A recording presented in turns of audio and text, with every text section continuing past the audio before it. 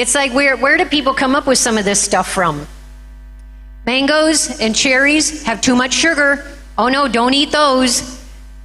But see, they're going off the premise that white sugar and fruit sugar is the same thing. They want us to be ignorant.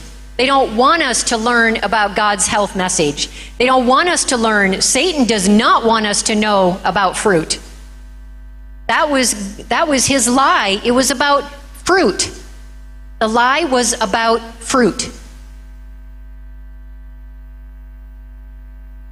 Cranberries will cause kidney stones. And I think this one's hilarious because most people can treat kidney problems and bladder infections with cranberry juice.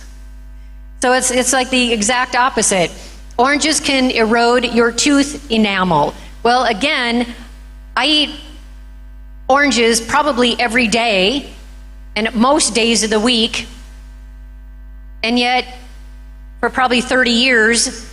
And so I would need new teeth if that were true, because I eat them all the time. Don't eat limes because it can give you a rash or interfere with medications. And this one's a really funny one. Don't eat, or I should say ironic, don't eat leafy greens because it interferes with medications. Now I find this very ironic because what it's saying is, I want you to take these drugs that have all sorts of side effects and you have no idea what's in the ingredient list, and all sorts of chemicals. It's just a man-made chemical soup. I want you to take this poison in order to make your body healthy again. I mean, where in physics is there truth that if I have a poison body and I give it more poison, and voila, I ended up with a healthy body?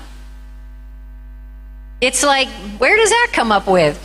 And so what's happening here is they're saying, take these potent drugs, but don't eat greens that might heal you. And see, the problem is with the vitamin K and the clotting factor, because they work against each other.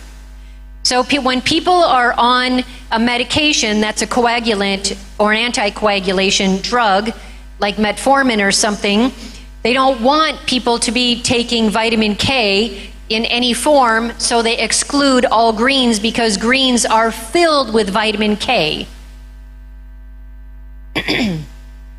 And so what I do, if I have someone who is on a medication like that, I talk to the doctor and I talk to the coag nurse, and I say, okay, we have a common patient here, and this person wants to get off the medication, so we have to figure something out. Can we work together? Because I don't have authority to do anything with drugs.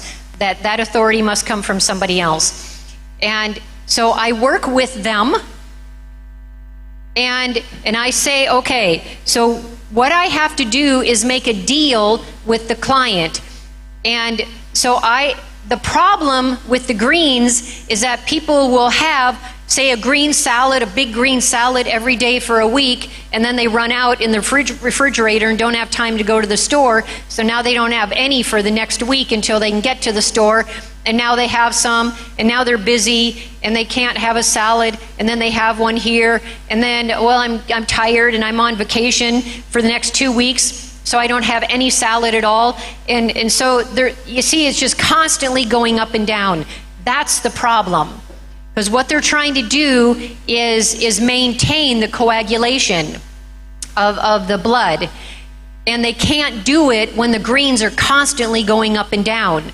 So what I do is I have the client, my client, sign a contract. They have to understand how this coagulation drug works and how it interacts with greens. So I teach them about the drugs, and I teach them about the greens. And they have to sign something that says that I will have a salad and this amount every single day. So if they're gonna have 4 cups a day, they have to have 4 cups every single day, no matter what, even if they're on vacation. They must get their greens. And that way the coag nurse is happy, I'm happy, and the patient's happy, and they can start to work towards getting off their medication. So the not having greens is out of convenience. It's not so much out of necessity. Don't eat strawberries because they're bad for the environment. Now I want to share something with you that is going to be quite startling. In the United States, they have a nonprofit called the Environmental Working Group. This environmental working group, every year they go throughout the United States from coast to coast. They go to big box stores like Walmart, Safeway, all of the grocery stores, and they choose like 30 different produce items or whatever they choose. And they test them for pesticides, and then they average it out throughout the country. So some parts of the country might be less or more than others, and strawberries have always been, for many years going, it's always been the dirtiest, most pesticide-filled produce out there.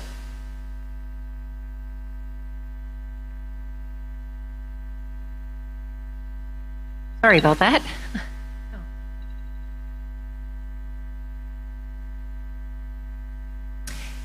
So it's been the most dirtiest produce out there. It's got, 15 different kinds of pesticides on it. It is so filthy that you can juice it and put it right onto the field without adding anything, and it's a pesticide. That's how dirty these non-organic strawberries are. Yet, I will never tell someone to not eat non-organic strawberries. Why? It's because of bioaccumulation. I'm going to explain it, what this is, through animals. So you have fish this big, and say this fish lives for 5 years. Every single day of its life, it starts to accumulate toxins in the fat and in the muscles. That's where it's stored. Then you have a fish that's this big that eats 20 of those little fish every single day.